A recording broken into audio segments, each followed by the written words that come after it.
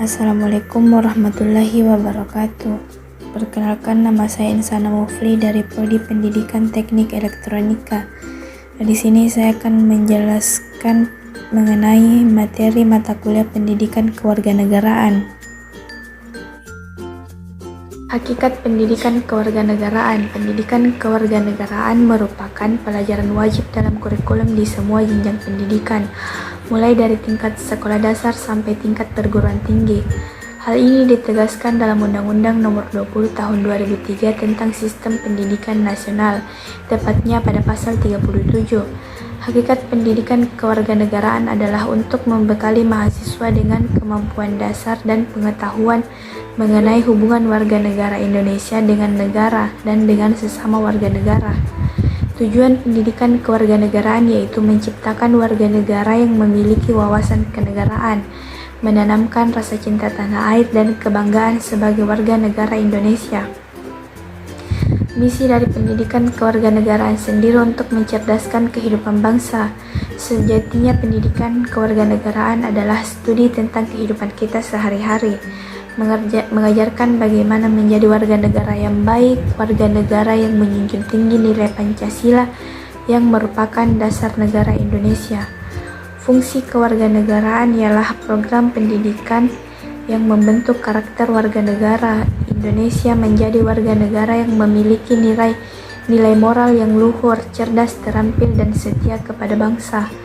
Pendidikan kewarganegaraan bertujuan agar kita memiliki kemampuan berpikir secara kritis dan dalam menanggapi isu kewarganegaraan, berpartisipasi secara aktif dan bertanggung jawab, berkembang secara positif dan demokratis, serta berinteraksi dengan bangsa lain. Identitas nasional. Dalam konteks pendidikan kewarganegaraan, identitas nasional lebih dekat dengan arti jati diri, yakni ciri-ciri atau karakteristik perasaan atau keyakinan tentang kebangsaan yang membedakan bangsa Indonesia dengan bangsa lain. Apabila bangsa Indonesia memiliki identitas nasional, maka bangsa lain akan dengan mudah mengenali dan mampu membedakan bangsa Indonesia dengan bangsa lain. Identitas nasional rakyat Indonesia telah dipahami dan dihayati dan diamalkan oleh seluruh rakyat Indonesia sehingga Indonesia yang berkepribadian Pancasila tersebut memiliki pembeda bila dibandingkan dengan bangsa lain. Kasus dan peristiwa dalam kehidupan sehari-hari yang merupakan tantangan dan masalah yang dihadapi terkait dengan Pancasila adalah lunturnya nilai-nilai luhur dan dalam praktik kehidupan berbangsa dan bernegara. Nilai-nilai Pancasila belum menjadi acuan sikap dan perilaku sehari-hari.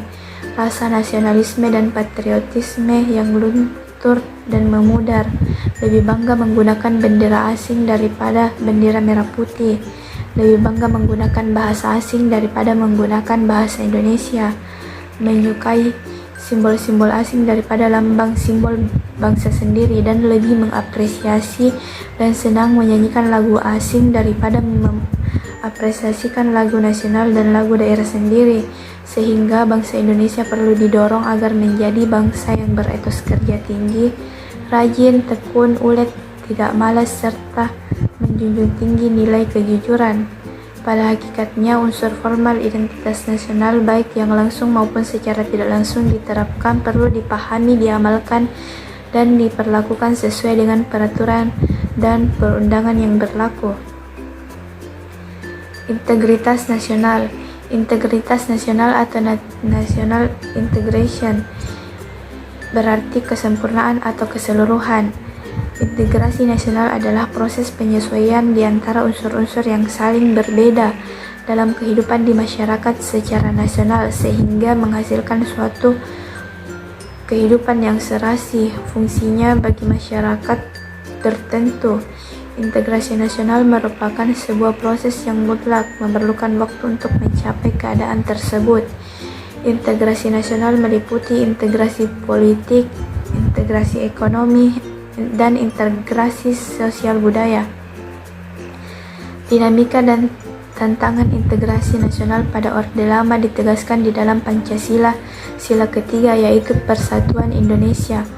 Melihat kondisi sering kita jumpai banyak permasalahan-permasalahan yang dihadapi oleh bangsa Indonesia terkait dengan masalah multikulturalisme dalam bingkai kebinekaan, membangun kesadaran multikulturalisme dalam sebuah negara seperti Indonesia bukanlah upaya yang mudah. Keberhasilan membangun semangat kebangsaan melalui wacana perlawanan terhadap kolonial ternyata tidak dibarengi dengan keberhasilan yang sama dalam konsolidasi politik nasional. Dinamika dan tantangan integrasi nasional pada Orde Baru timbul melalui proses interaksi dan komunikasi yang insentif dalam upaya mewujudkan integrasi nasional Indonesia.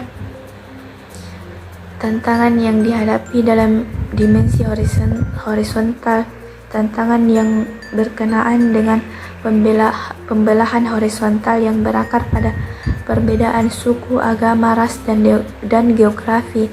Sedangkan dalam dimensi vertikal, tantangannya adalah berupa celah perbedaan antara elit dan massa, di mana latar belakang pendidikan kekotaan menyebabkan elit berbeda dengan massa yang cenderung berpandangan tradisional. Dinamika dan tantangan integrasi nasional pada masa reformasi dan saat ini yaitu dari dimensi vertikal dan horizontal. Dalam integrasi nasional, Indonesia tersebut semakin tampak setelah memasuki era reformasi tahun 1998, sehingga konflik horizontal maupun vertikal sering terjadi bersamaan. Konstitusi negara.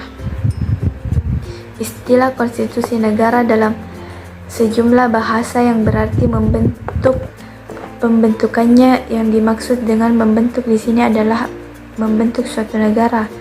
Konstitusi adalah suatu kerangka negara yang diorganisasikan melalui dan dengan hukum yang menetapkan lembaga-lembaga yang tetap dengan mengakui fungsi-fungsi dan hak-haknya. Fungsi konstitusi adalah sebagai landasan konstitualisme, membatasi kekuasaan pemerintah sedemikian rupa sehingga penyelenggaraan kekuasaan tidak bersifat sewenang-wenang, mengendalikan penguasaan agar tidak sewenang-wenang terhadap rakyatnya, dan menjamin hak asasi warga negara. Sekian dan terima kasih. Wassalamualaikum warahmatullahi wabarakatuh.